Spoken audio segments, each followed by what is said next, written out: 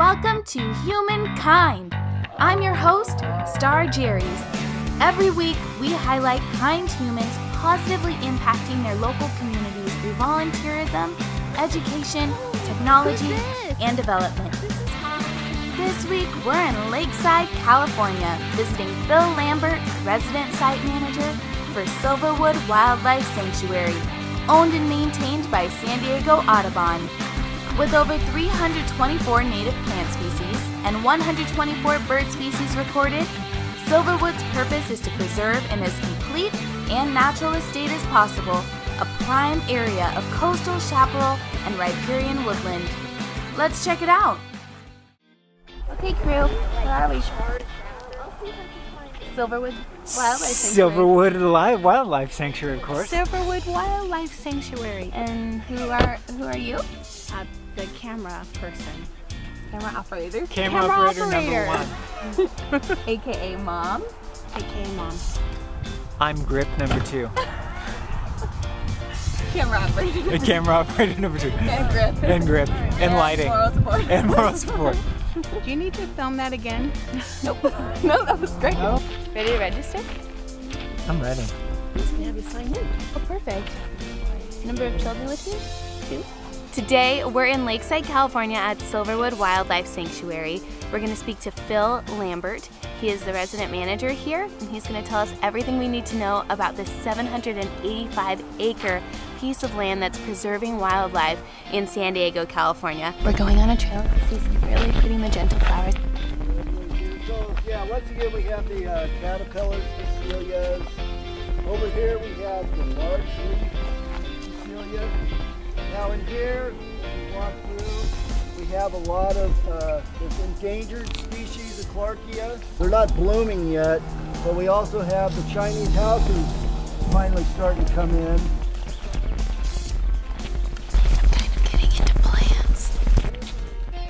I've been coming up here since I was 10 years old, and I never knew you could come up here and walk up here and experience nature like this. It's so cool to just spend a little bit of time to pay attention to something that's so small that's under your feet. That's not something I do very often, and I should. Here's one of the trapdoor spiders. We got a couple of them where they're occupied, but it's still, a good example for the kids to see the inside of the hole being lined with its silky web, a silky web door, hinged. Did you get a lot of damage during the fire? The cedar fire. So this is Silverwood looking out at those hills. In 2003, Right after the fire. I remember driving by. It was terrible. Just a moonscape. So if you could imagine just not seeing anything except ash on the ground and a few skeletal trunks of these shrubs. And what was really eerie about this site was when you were coming through and all the old growth oak trees that had died prior to the fire because of the drop in the water table, the trunk smoldered and continued down into its roots.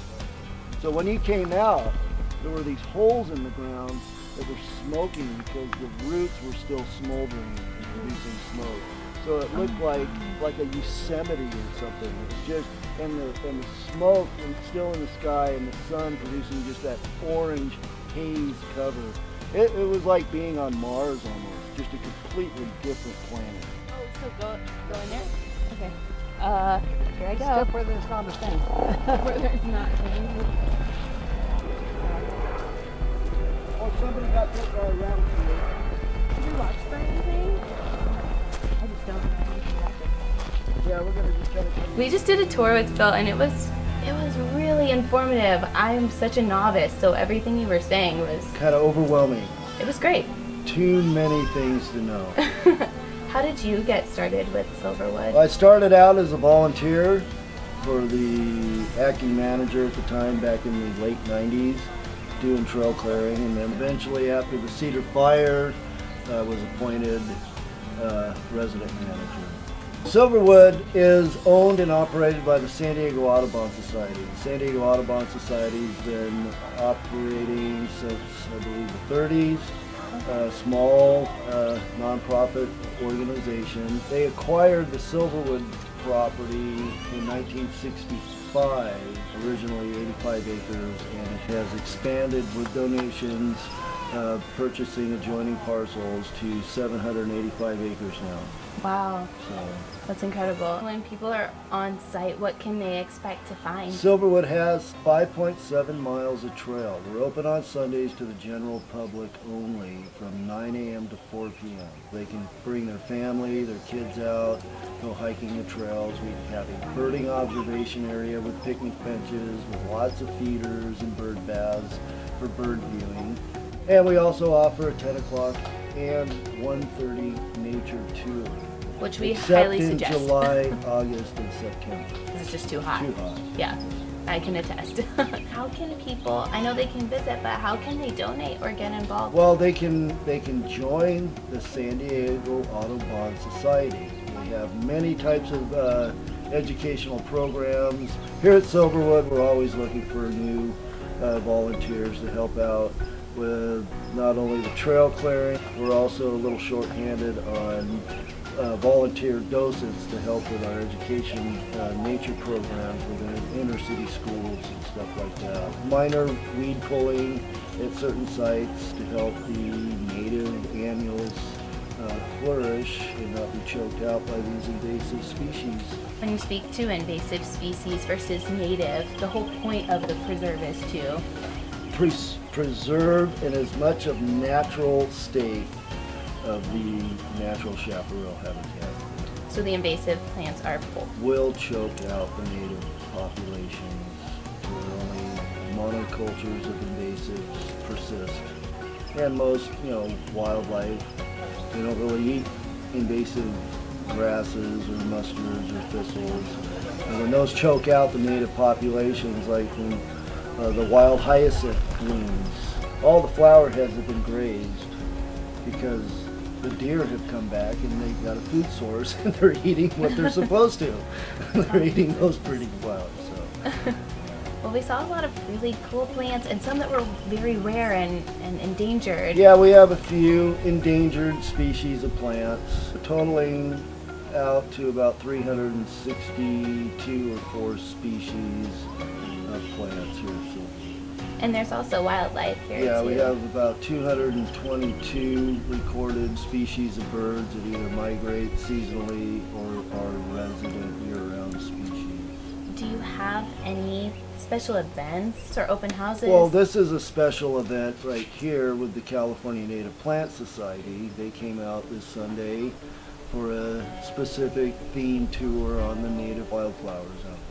And they can set that up with you Yeah, through the website. Yeah, just call the Silverwood office number and schedule. And what is the website? The San Diego Audubon Society.org. You link to the Silverwood Wildlife Sanctuary.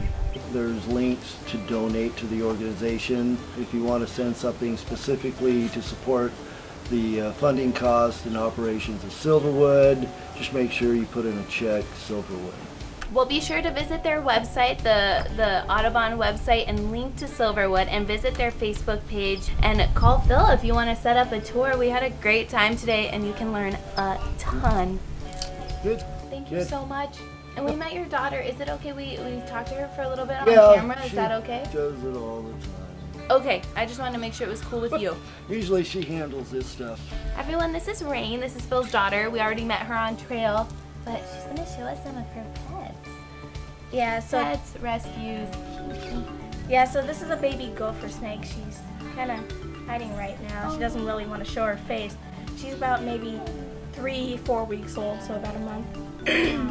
And by now she's kind of weaned off her mother. She doesn't. There she is. Peekaboo. Oh, I'm sorry. I scared her. She doesn't need to be with her mother or her siblings anymore. So she was found just right out here in the area, and me and my dad have caught her, and we're gonna relocate her because she's one of the many species of snakes that eats our Pacific tree frogs, and we only have a handful left out of maybe the 500 that we raised from just tadpoles.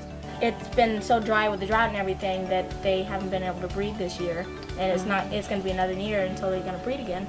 Species like her, they eat the tree frogs, and we don't want that to happen. And how many snakes are there on property, or how many animals do you know? There's 2 pairs of mountain lions. There's a female up there, and we think that she has cubs. And then across the street over near Moose Valley area, there's another female that we think has cubs. But in this vicinity, just right here, there's really no sighting. But at least they're within this 785 acres Yeah. that you have. Yeah, they'll stay on the outskirts.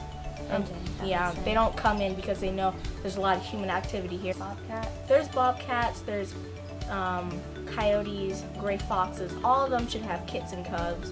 There's several species of snakes and birds here.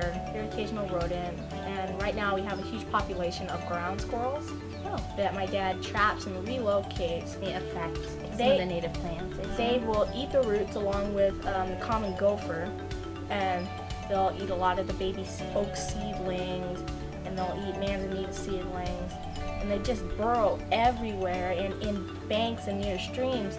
And when that happens, because of all the water, it'll start eating away at the ground. That's when all this erosion happens, and a lot of the banks collapse, and some of our trails even collapse as well. You know so much about this. I just feel like for 12, there's just Yeah. so much knowledge in there. That's amazing. What do you want to do when you grow up? I think I want to focus on rehabbing because I love animals so much. That's great. You're already doing that on your own. Oh my gosh. Someone's gonna see this and just swoop you up. Have you named him? This one's Spotted Leaf. Spotted It's just Leaf. because of her design a little bit. It reminds me of a book character. We also have a patch-nosed snake inside. He kind of lives in the area. He'll wander in during spring. We also have an adult striped racer. We also have the baby that I showed you down at the parking lot. She's not aggressive because she's hurt. So we're going to keep her a lot longer than these to see if we can help her, maybe stitch her up a bit. Is there anything else you want to say about this place that you think is really special? Well, I know we get a lot more species of mammals and birds than anywhere else. We have a large number of mule deer that are hanging around, and they live just in Silverwood itself. There's about 8 females and 3 bucks that'll live in here, and each year they have the females have up to 2 to 3 fawns with them, so the population continues to grow, and they just live right in the area. It's really cool. And they just graze and do normal things. No one bothers them, or they just get to be a part of nature up here. Yeah, I mean, a couple months ago, my dad woke me up and we stared out our kitchen window, and 3 of the female deer were just sitting right in front of the kitchen window, just grazing on little acorns underneath the leaf foliage. No hunting, no killing. The only way that we get rid of animals here is just trap and relocate. We don't harm them at all. My name's Morningstar. I have a name like yours, Spotted Leaf. Want to smell? Go ahead. I'm not afraid. As long as you're not afraid.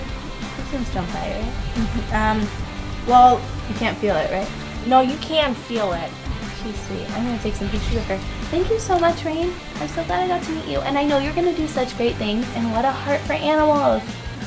That's what we need. Oh, and we take care of our other friends who inhabit the planet, not just our 2-legged friends. Right, Spotted Leaf? I love it. This is stunning. Anybody know what that one is? It's in the buckwheat family. It's called a granny's hairnet. Keep an eye out for rattlesnakes. We've got 19 resident rattlesnakes that live out here. We'll hear them, right? No, they just kind of keep quiet. Thank you so much for watching Humankind, and thank you to everyone who was involved in the making of this week's episode. Be sure to subscribe to our YouTube channel and follow us on Facebook and Instagram at Choose Humankind. We post videos every Monday. Love others, love yourself, and stay kind. See you next week.